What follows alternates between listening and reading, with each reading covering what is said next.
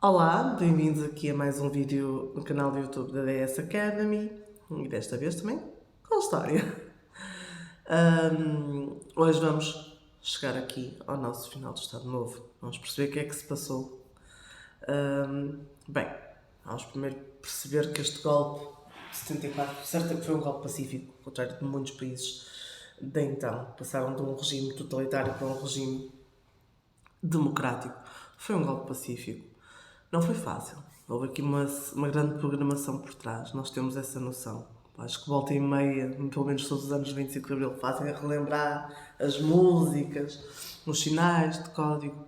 Aqui foi, sem sombra, importante o apoio da população para com o movimento das Forças Armadas. São eles os grandes responsáveis pela libertação do país. E porquê? Porquê o movimento das Forças Armadas? Por causa da guerra colonial, aqui mais uma vez. Eram eles que iam para a frente do país, eram eles que morriam contra a vontade, eram eles obrigados a cometer crimes que não queriam. Uma situação muito complicada. Por isso que a guerra colonial manchou literalmente a história de Portugal também. Não só por aquilo que se passava nas colónias, mas também por aquilo que se passava em Portugal com os próprios portugueses. E, efetivamente, na madrugada de 25 de Abril começa-se a dar o golpe, em que o programa do FMA é muito claro. Democratizar, descolonizar e desenvolver. Os 3Ds. Claro que há aqui figuras-chave. Hotel Saraiva, Salgueiro Maia, tem que ficar aí. Claro que foi empossado um governo provisório, presidido por Adelino Palma Carlos, e que tomou logo medidas práticas e que teriam de ser com efeito imediato. A destituição do Presidente da República, do então, a extinção da PIDE, da Legião da Mocidade Portuguesa, do exame prévio, da censura e da ação da Nacional Popular, amnistia para todos os presos políticos, garantia da defesa dos direitos e liberdades políticas, cívicas dos cidadãos, reconhecimento de que a solução das guerras do ultramar era política e não militar, e compromisso de realizar eleições por sufrágio universal, direto e secreto, no prazo de um ano para a Assembleia Constituinte. E assim, temos no 1º de maio de 1974 a primeira comemoração do Dia do Trabalhador Livre, em que realmente marcou o anseio de décadas de censura, de repressão, em que as pessoas puderam saíram à rua num apoio enorme para estes salvadores da pátria. Claro, os primeiros governos provisórios certamente não foi muito fácil. Nós já sabemos que isto em Portugal nunca é trigo limpo, como se costuma dizer. Inicialmente, quem fica no poder são membros, obviamente, do MFA, Movimento das Forças Armadas, que só o próprio MFA tinha grandes diferenças ideológicas entre eles. E, obviamente, que essas diferenças ideológicas vão contrastar-se, principalmente na forma como vão governar. No centro destas questões, uma das principais é efetivamente a questão colonial. Em primeiro lugar, havia quem defendesse, neste caso, a facção mais radical, que era composta pelos ditos capitães de Abril, em que se deveria, tendo em conta que se deu o golpe, deveria-se apoiar um modelo de democracia direta e participada na construção de uma sociedade socialista e que seria o cessar-fogo imediato na frente de combate e abertura neste caso, aos tratados de paz. Outra facção mais conservadora, e aqui estavam as altas patentes militares, aqui liderada pelo general Spínola, defendiam uma democracia liberal, é certo, a manutenção do capitalismo e uma solução federalista para o ultramar. Estas tensões estiveram na origem da admissão do primeiro-ministro. Isto não durou muito tempo. No primeiro governo provisório cai, há uma radicalização dos dirigentes políticos do segundo governo provisório liderado por Vasco Gonçalves. Ou seja, nós tínhamos aqui de repente uma solução. Ou repara-se tudo, vira-se tudo para a esquerda, para o comunismo, para o socialismo puro e duro, ou começamos a ser aqui um meio termo, nem de esquerda, nem de direita, mas sim central. Não foi fácil chegarmos a esta parte. Aliás, cada vez mais começou depois do 25 de Abril a não se ter noção de para onde é que Portugal iria virar. Havia quem apoiasse Spínola, e eram muitos, E houve aqui uma grande manifestação em 28 de setembro de 1974, foi chamada de maioria silenciosa, pois foi uma conspiração militar pelo general Spínola, e o MFA neste caso, proibiu por completo. O que é certo é que o 28 de setembro teve um fracasso e acabou por ter algumas consequências. O António Spínola vai renunciar ao cargo de Presidente da República, o Vasco Gonçalves manteve o cargo de Primeiro-Ministro do terceiro governo provisório e o MFA substituiu o Spínola por Costa Gomes. Obviamente que aqui o país entra completamente num choque ideológico. Saímos de um Estado novo, totalmente repressista, há quem queira um Estado totalmente liberal, quase sem regras. Portanto, é preciso ver o que é que vamos fazer agora. Então, estamos no chamado de PREC. PREC é o processo revolucionário em curso. Tendo em conta estas mudanças, foi necessário, efetivamente, pensar o que é que vai fazer ponto a ponto.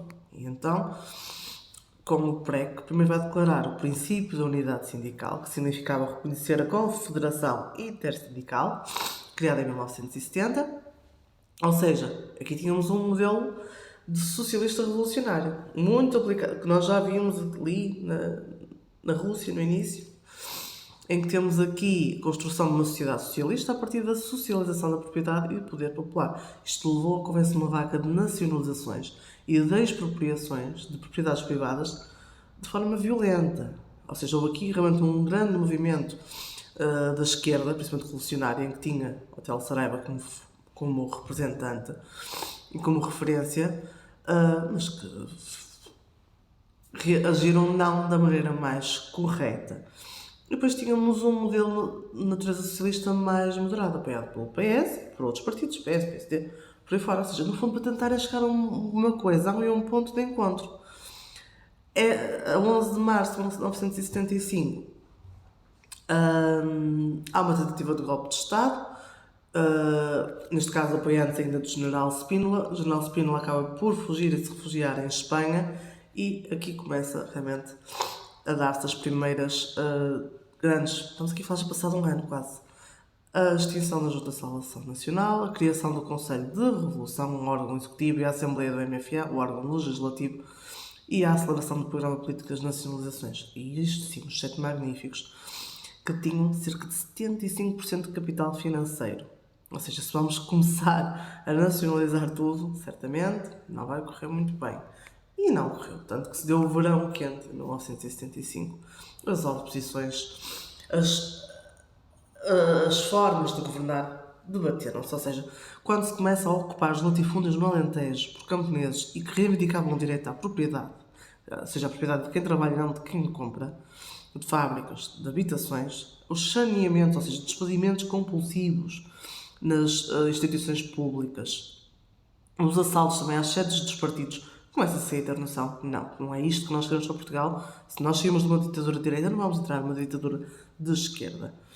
O país estava a viver quase uma situação de guerra civil, até que é assinado um chamado Documento dos Nove, em que há aqui esta afirmação de haver um projeto nacional de transição para o socialismo. Na sequência deste documento, a posição de Vasco Gonçalves ficou mais fragilizada e foi substituído como primeiro-ministro Pinheiro de Azevedo, e toda esta mudança foi acompanhada por toda a remodelação também do Conselho de Revolução e também pela Assembleia do MFA. Obviamente que em 25 de setembro de 1975 as alterações dos documentos 9 não fizeram baixar o clima de tensão. Houve atentados bombistas, houve cercos impostos por operários, houve autossuspensão do governo, também no seio das Forças Armadas haveria grandes desentendimentos, e em 25 de novembro o Presidente da República decretou estado de sítio. Este contragolpe foi levado a cabo pela facção mais moderada, em que se enquadraram Vasco Lourenço, Jaime Neves e Ramalho e Anos, que vai ser o nosso primeiro Presidente da República em regime democrático, e faz efetivamente neutralizarem as forças de esquerda, de extrema esquerda do interior do MFA. Chegou assim o fim do PREC. Chegando ao fim ao PREC, entramos no tal programa de desenvolvimento económico de Portugal. Temos que começar a pensar como é que vai ficar este Portugal depois de quase 50 anos de uma ditadura, reformas agrárias, alterações de regimes de propriedade, e o poder popular e, acima de tudo, a questão da Assembleia, que é feita em 1976 e foi feita na sua revisão em 1982, em que temos o sufrágio direto, universal e recenseamento eleitoral. Temos também uma Comissão Nacional de Eleições para controlar a votação, uma Assembleia Constituinte e nasce-nos assim um Estado de Direito democrático, unitário e pluripartidário. No fundo, as primeiras eleições dão vitória eleitoral ao PS, neste caso como Presidente da República, Ramalho de Anos, e é tomado a primeira posse do primeiro governo constitucional com Mário Soares. As próprias eleições autárquicas acabam por acontecer, até então isto não acontecia.